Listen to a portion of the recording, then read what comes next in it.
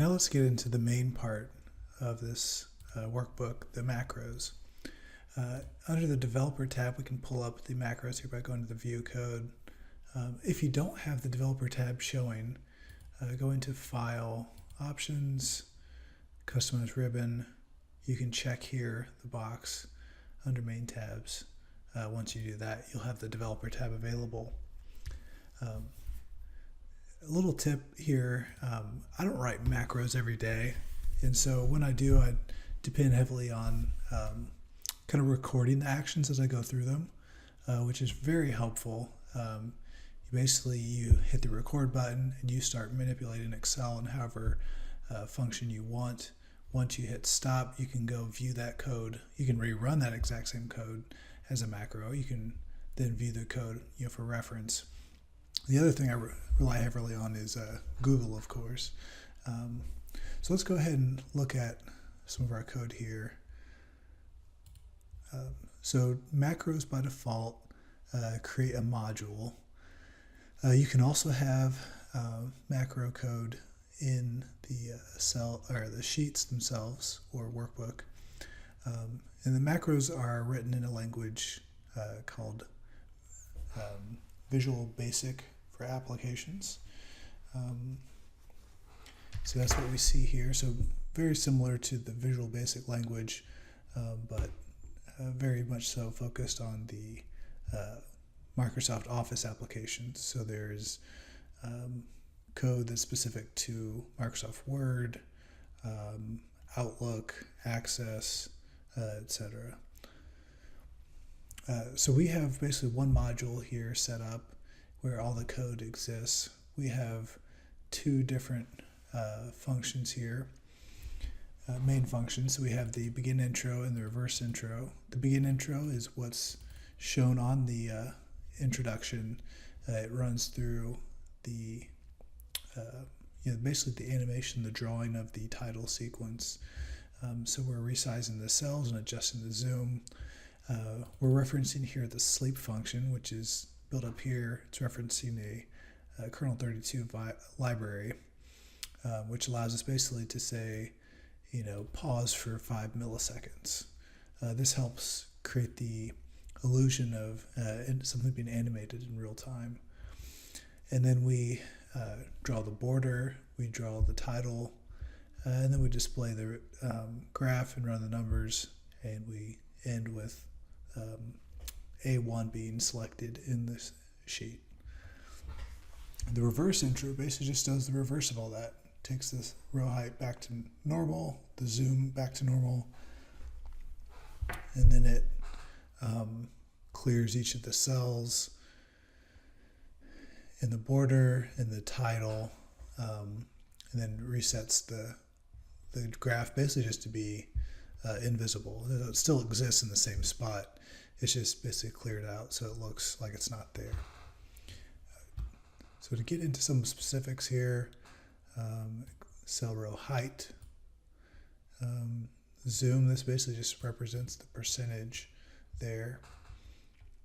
So let's go into our first function here, the set each cell. So you notice I'm passing in display border. That is actually the named range that we discussed in the previous video. And what color do we want to set it to? That's the color range. So let's take a look at those. So we've got color 1 is the named range here, and we have the display border named range there. So going into the set each cell. And I should also note too that this is the cleaned up code here. I started like I often do, as I mentioned earlier. I record what I'm doing, and then we'll take it from there and clean it up, try to make it as succinct as possible.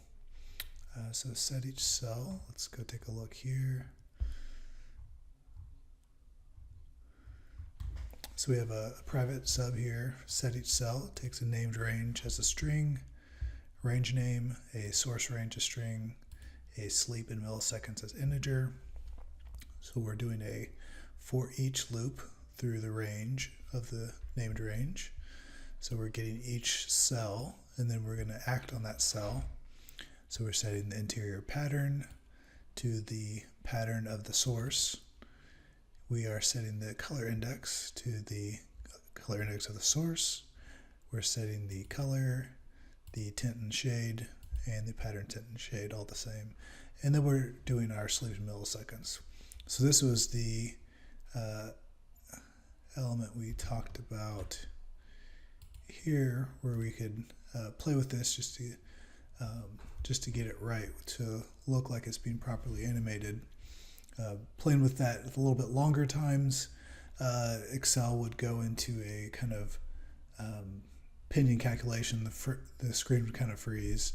So I had to kind of play with that and adjust it down so that it would just render all the way through and still look like an animation.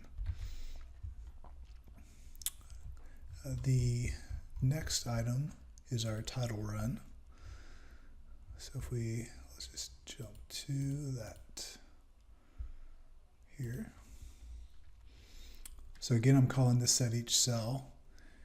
And so I'm got our named range for each of the letters, the colors that we're setting it to, and the duration of time, from the cycle time range.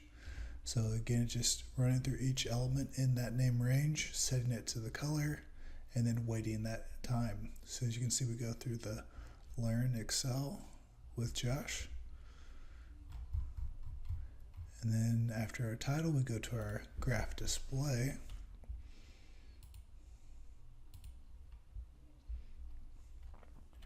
So we're in the current sheet, which is the display sheet, and we're activating, which is another term, or the technical term for selecting the chart. So it's by default, the chart just is the named range, chart 1. So it's a chart object there, and then we're going to act on it. So this with function allows you to take a object and then assign multiple properties to it. So it's getting the line of the chart, setting it to visible, setting the color of the theme, the tint and shade, the brightness, the transparency. The next you go to the fill, again there, and then lastly the series collection and setting that. And then the last section here is the graph numbers run. So I wanted to give the appearance of the graph building itself. So under here, we've got basically creates the values of the graph. So we have our graph numbers range.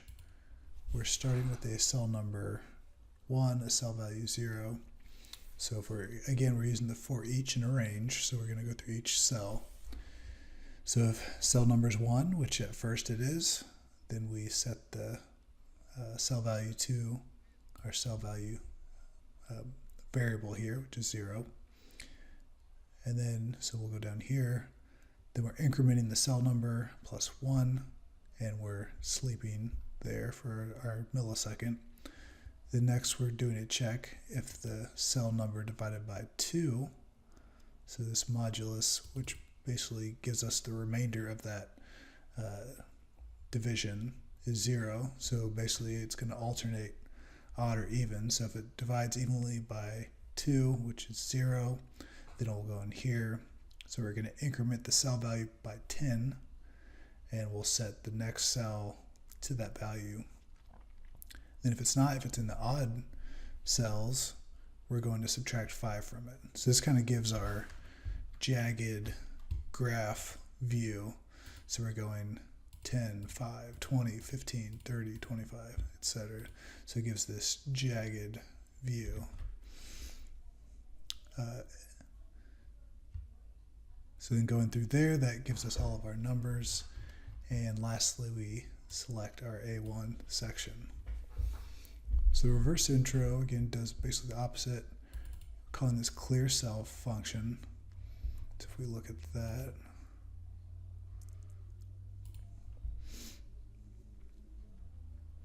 so basically it's just going through, again, the for each in a range, so that cell, and we're clearing the formats. That just clears all the formats from it, and we're sleeping for that time. So in the Reverse, we're not worried about an animation, so we're just passing in 0 for that.